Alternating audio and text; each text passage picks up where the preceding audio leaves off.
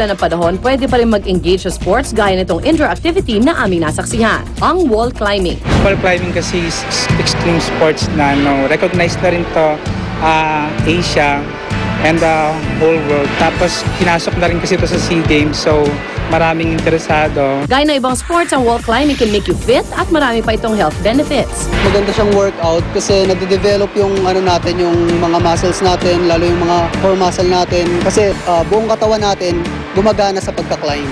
Sa ganitong sport, kailangan maging maingat. Pangunahing dapat ikonsidera ay kaligtasan. Yung proper po natin na climbing gear, rock shoes, harness, then chalk.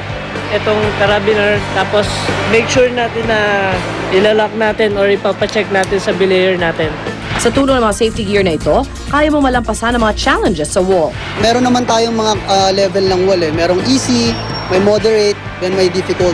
Pwede naman sila mamili ron. Bukod sa isa itong klase ng exercise, alam niyo bang isa rin itong uri ng therapy na prescribed by the doctors? Katulad na lamang ni Ryan na isang person with disability. Isinuggest raw ng kanyang therapist na mag-wall climb para sa ikagaganda ng kanyang kondisyon. The therapist recommended him is to do a lot of heavy work. He needs that so that the after effect is magiging mas relaxed siya and calm. Pero kahit healthy ang wall climbing, may limitasyon naman ito. Yung mga hindi pwedeng mag-join sa wall climbing activities natin, ay yung may mga heart ailments, ang lahat ng mga taong under influence of liquor. So, dinidiscourage natin yung pumunta. Kung pwede na lang sila manood.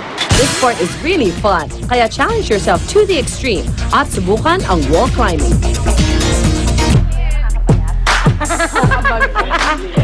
Bago tayo paalam, happy birthday po kay Miss Tina Sabare. Hi, Rhea! Okay, yan.